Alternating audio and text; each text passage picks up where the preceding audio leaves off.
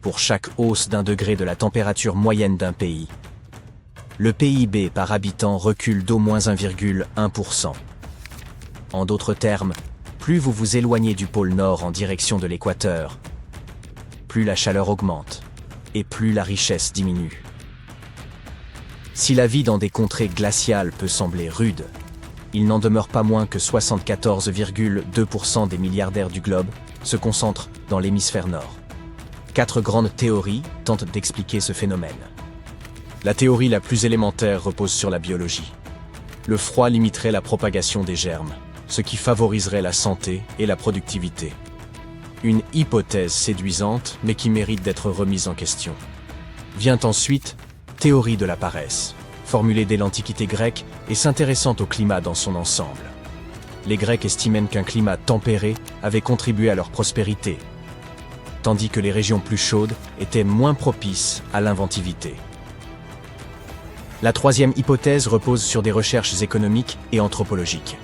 Des spécialistes ont en effet constaté que les pays froids disposaient d'institutions inclusives, supposées garantir l'égalité des chances et protéger les marchés ainsi que la propriété privée. Un tel cadre favoriserait une concurrence saine et stimulerait la prospérité. La dernière théorie prolonge la précédente. En résumé, les pays les plus riches répartiraient mieux leurs ressources grâce à ces institutions inclusives, tandis que les pays plus pauvres seraient souvent soumis à des structures extractives où une élite concentre la richesse.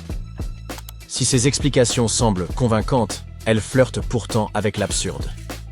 Prenons l'idée selon laquelle le froid éliminerait les germes et limiterait les maladies dans les régions les plus froides. Désolé de plomber l'ambiance, mais la réalité est tout autre. Les températures basses favorisent leur propagation. En hiver, nous avons tendance à nous confiner dans des espaces clos, ce qui facilite la transmission des microbes. De plus, l'air sec caractéristique de cette saison constitue un environnement idéal pour la prolifération du virus de la grippe. L'être humain développe une résistance accrue aux virus et bactéries de son propre environnement, car une exposition constante renforce son système immunitaire. Rappelez-vous vos cours d'histoire. La plupart des colons britanniques ont rencontré des difficultés face au climat et aux microbes du Nouveau Monde, alors que les peuples autochtones y étaient bien mieux adaptés. Quant à la théorie de la paresse, elle mérite qu'on s'y attarde. Il se trouve encore des gens au XXIe siècle pour avancer que les habitants des régions les plus chaudes seraient naturellement moins enclins à l'effort, ce qui expliquerait des écarts de développement. Pourtant, le soleil ne freine pas le travail. Certes, la chaleur peut provoquer une légère baisse de régime par déshydratation, mais le corps humain s'adapte au climat de son lieu de naissance. Un Canadien tolérera aisément le froid et saura s'y adapter, tandis qu'un Brésilien supportera mieux les températures élevées et n'en sera pas affecté. Si cette idée était fondée, comment expliquer que les Colombiens travaillent en moyenne 200 heures de plus par an que les États-Unis? D'ailleurs, les habitants du Cambodge, de la Birmanie et du Mexique figurent parmi ceux qui cumulent le plus d'heures de travail au monde. Les pays chauds ont aussi développé une réponse efficace à la fatigue liée à la chaleur. Cela s'appelle la sieste. Après un repas copieux, comme ceux que l'on trouve en Espagne ou en Italie, il est naturel de ressentir une baisse d'énergie. C'est pourquoi ces cultures ont instauré la sieste après le déjeuner. Un court repos qui favorise la concentration et la mémoire. Il peut sembler qu'une sieste réduise le temps de travail, mais en réalité, elle ne fait que modifier les horaires. Tandis que certains pays terminent à 18 heures, en Espagne, la pause déjeuner de 2 heures repousse la fin de journée à 20 heures. Ce système permet d'éviter les heures les plus chaudes et d'intégrer un repos bénéfique. Le passé regorge de civilisations florissantes malgré des climats extrêmes. L'Égypte ancienne, par exemple, fut l'une des plus riches de l'histoire, et ce, malgré une chaleur écrasante et une sécheresse persistante. Son développement prouve que la prospérité ne dépend pas uniquement du climat. Les Aztèques sont un autre exemple de réussite sous un climat torride. Leur capitale de Tenochtitlan, située dans l'actuel Mexique, était plus grande que Londres ou Paris à la même époque. Cela démontre qu'une civilisation peut atteindre un haut niveau de sophistication sans conditions climatiques idéales. De nombreuses avancées scientifiques et mathématiques proviennent de régions chaudes. La Mésopotamie et l'Inde, par exemple, ont posé les bases de connaissances essentielles, qui ont ensuite contribué à la richesse et au progrès d'autres civilisations. Pour simplifier les conclusions des études économiques et anthropologiques, commençons par une observation évidente. Les pays chauds s'appuient souvent sur l'exploitation de leurs ressources naturelles. Contrairement aux nations industrielles, leurs richesses sont fréquemment concentrées entre les mains d'une élite restreinte, ce qui entraîne un PIB plus faible, réduisant ainsi les indicateurs classiques de prospérité. Nous avons évoqué l'importance des institutions inclusives dans les pays riches. Ces lois qui garantissent un accès équitable à l'emploi, au logement et à des salaires décents. Les pays en développement, en revanche, peinent à instaurer ces structures, non par manque de volonté, mais en raison d'héritages historiques, comme ceux laissés par l'ère des grandes découvertes et la colonisation qui en a découlé. Si vos cours d'histoire ne vous ont pas laissé de souvenirs marquants, rappelons que l'âge des grandes découvertes, entre les 15e et 17e siècles, fut une période où les nations européennes ont cartographié les océans et établi des colonies à travers le monde. Bien que cela puisse sembler lointain à certains, de nombreuses anciennes colonies n'ont accédé à l'indépendance qu'au 20e ou 21e siècle. C'est en grande partie pour cette raison que certains pays en développement peinent à développer des industries solides. Leurs institutions sont héritées de l'époque coloniale. Des décennies d'exploitation ont épuisé leurs ressources sans leur offrir d'infrastructures adaptées à un essor économique durable.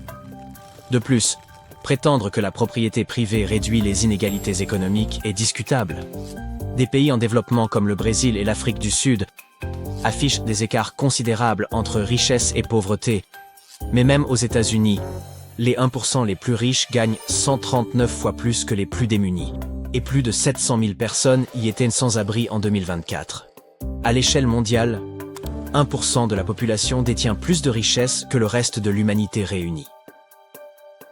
Si les institutions inclusives avaient vraiment un tel impact sur la prospérité des pays riches, il n'y aurait pas plus d'1 milliard de personnes vivant dans une pauvreté extrême.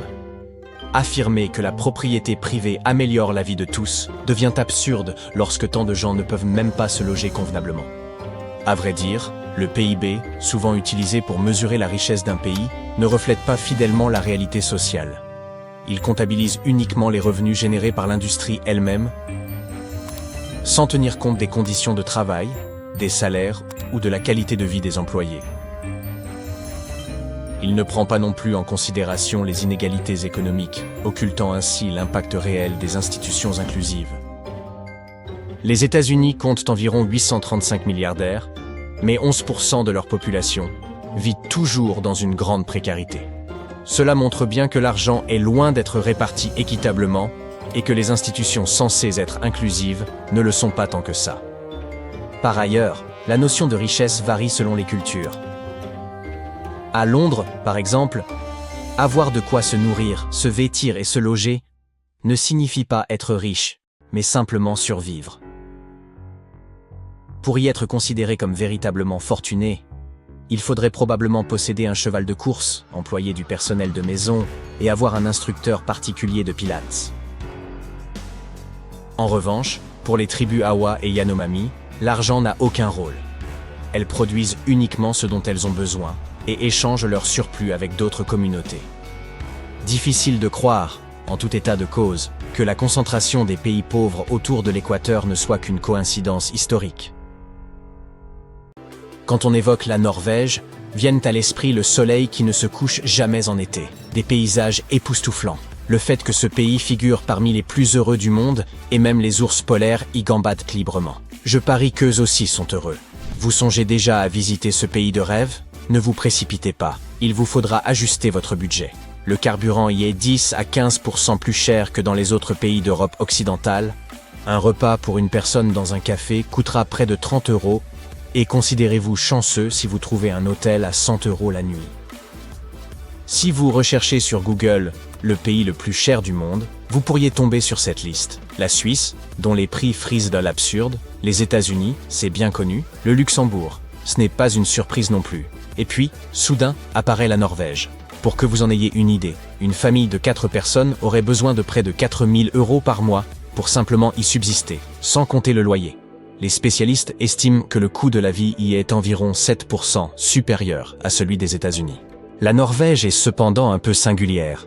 En général, les pays les plus riches possèdent des devises nationales plus fortes que le dollar américain. Prenez les francs suisses, par exemple, ou le dinar koweïtien, qui est actuellement la plus forte devise au monde. Un dinar koweïtien équivaut aujourd'hui à 3,25 $. Or, le décalage se situe là. La couronne norvégienne est considérée comme la devise la plus faible d'Occident. Comment cela se fait-il? Dans l'univers impitoyable des devises mondiales, la couronne norvégienne était autrefois un acteur robuste, reconnu pour sa gestion avisée. Mais, surprenamment, elle est désormais la plus faible des devises occidentales, ayant subi de lourdes pertes au cours de la dernière décennie. Elle a fortement décliné face au dollar américain et à l'euro, suscitant l'inquiétude des banques et des financiers à travers le monde. Les fluctuations des prix du pétrole jouent un grand rôle dans cette faiblesse, la Norvège dépendant largement de ses exportations. Toutefois, même avec des prix du pétrole relativement élevés, la couronne demeure historiquement faible face aux principales monnaies.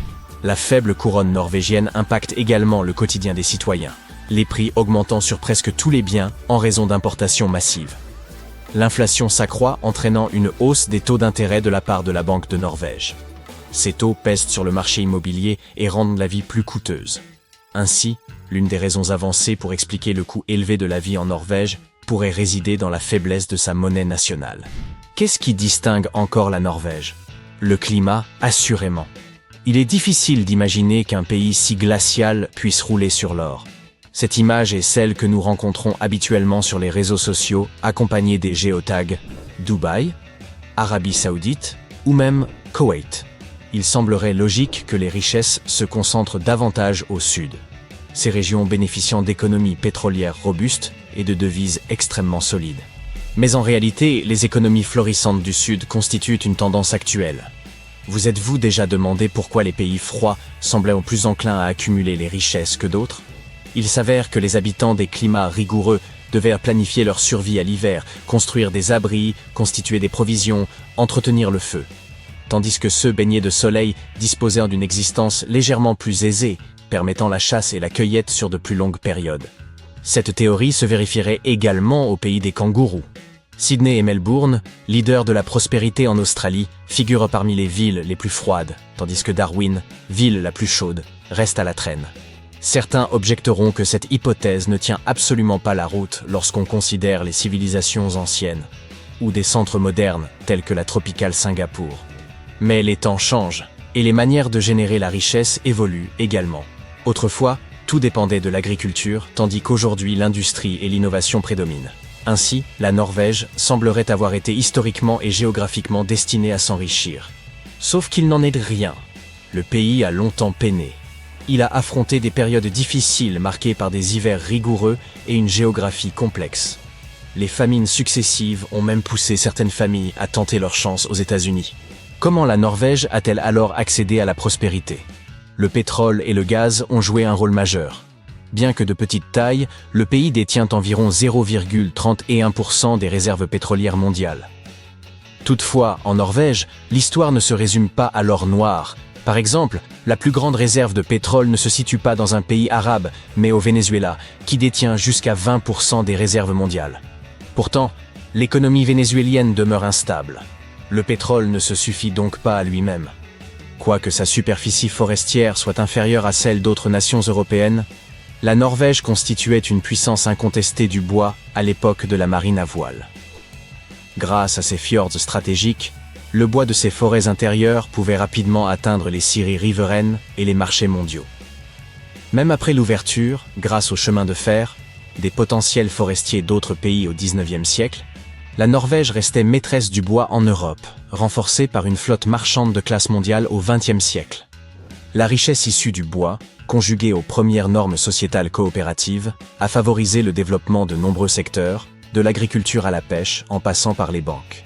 Bien que qualifiée de pauvre au XIXe siècle, la Norvège affichait un PIB par habitant supérieur à celui des pays d'Europe orientale et méridionale. Et l'essor national se poursuit bien au-delà de la découverte de ses réserves pétrolières. La Norvège est singulière. Petite population, vaste territoire. Malgré cette étendue, les habitants sont dispersés, faisant du pays l'un des plus spacieux au monde.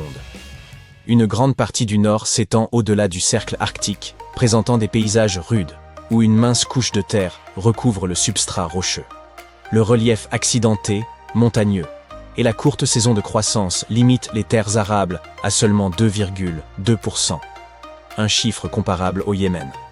La dispersion des parcelles cultivables dans de petites vallées rend l'agriculture extensive impraticable, loin du rendement des exploitations américaines. Avec une vaste étendue de terre et de longues côtes mais une faible population, la Norvège tire des revenus considérables de ses ressources. La nature a été généreuse, des zones de pêche abondantes, l'hydroélectricité issue des rivières et l'énergie des eaux froides.